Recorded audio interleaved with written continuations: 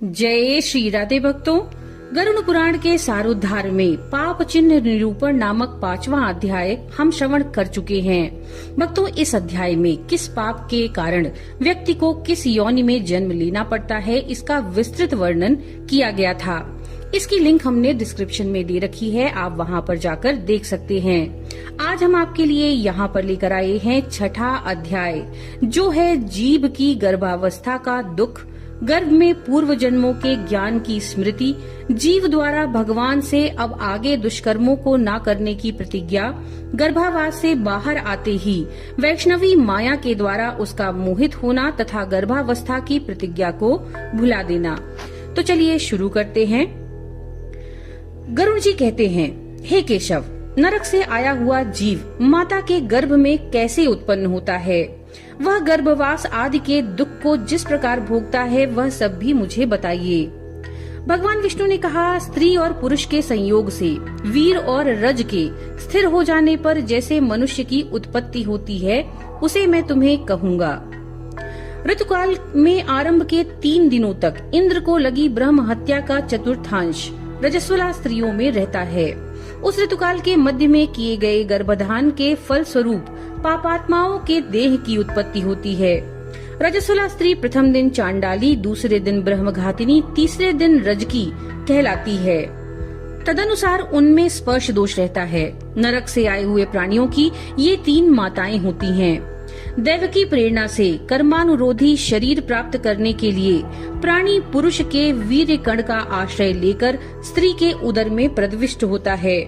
एक रात्रि में वह शुक्राणु कलल के रूप में, 5 रात्रि में बुदबुद के रूप में, 10 दिन में बेर के समान और उसके पश्चात मांसपेशियों से युक्त अंडाकार हो जाता है। 1 मास में सिर, 2 मास में बाहु आदि शरीर के सभी अंग, तीसरे मास में नख, लोम, अस्थि, चर्म तथा लिंग बोधक छिद्र उत्पन्न होता है। चौथे मास में रस, रक्त, मांस, मेदा, अस्थि, मज्जा और शुक्र, ये 7 धातुएं, और 5वें मास में भूख प्यास पैदा होती है। 6ठे मास में जरायु में लिपटा हुआ वह जीव माता की दाहिनी कोख में घूमता है और माता के द्वारा खाए पिए अन्नादि से बढ़े हुए धातुओं वाला वह जंतु विष्ठा मूत्र के दुर्गंध युक्त गड्ढे रूप गर्भाशय में सोता है।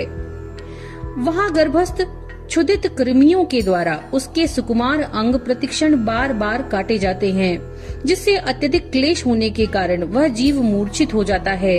माता के द्वारा खाए हुए कड़वे, तीखे, गरम, नमकीन, रूखे और खट्टे पदार्थों के अति उत्तेजक संस्पर्श से उसे समूचे अंग में वेदना होती है और जरायु यानी झिल्ली से लिपटा हुआ वो जीव आंतों द्वारा बाहर से ढका रहता है।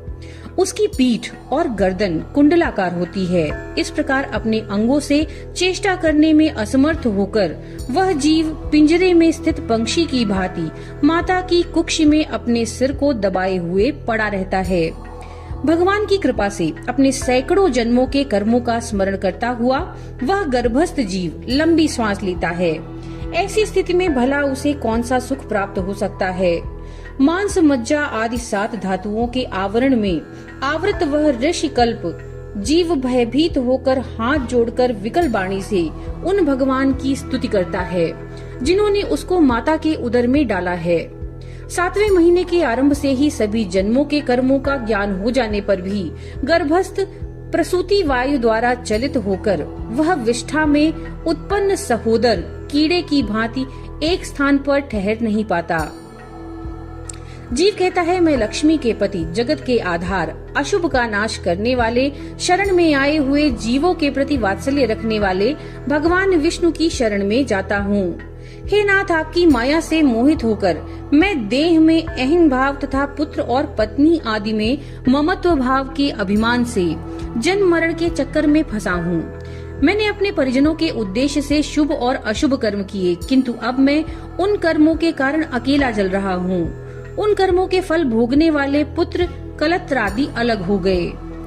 यदि इस गर्भ से निकलकर मैं बाहर आऊं, तो फिर आपके चरणों का स्मरण करूंगा और ऐसा उपाय करूंगा जिससे मुक्ति प्राप्त कर लूं।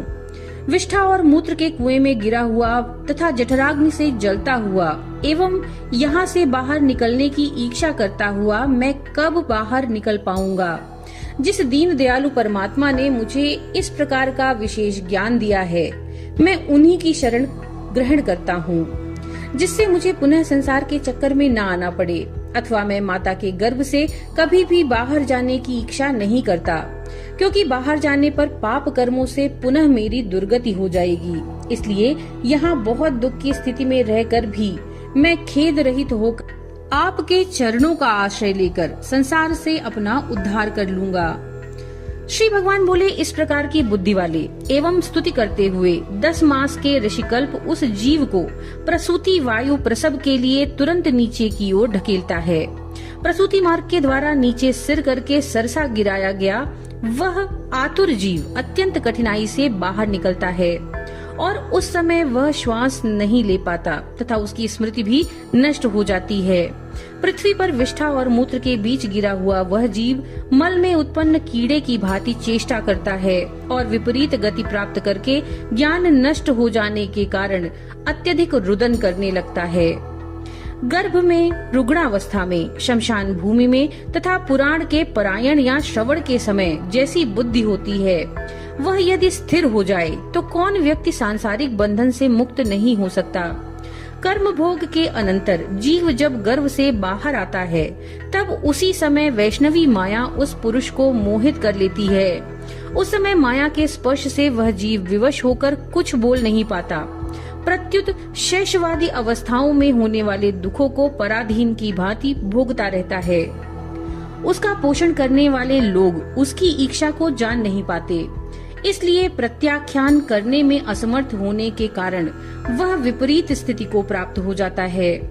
स्वेदज जीवों से दूषित तथा विष्ठा मूत्र से अपवित्र शैया पर सुलाए जाने के कारण अपने अंगों को खुजलाने में, आसन से उठने में और अन्य चेष्टाओं को करने में वो असमर्थ रहता है।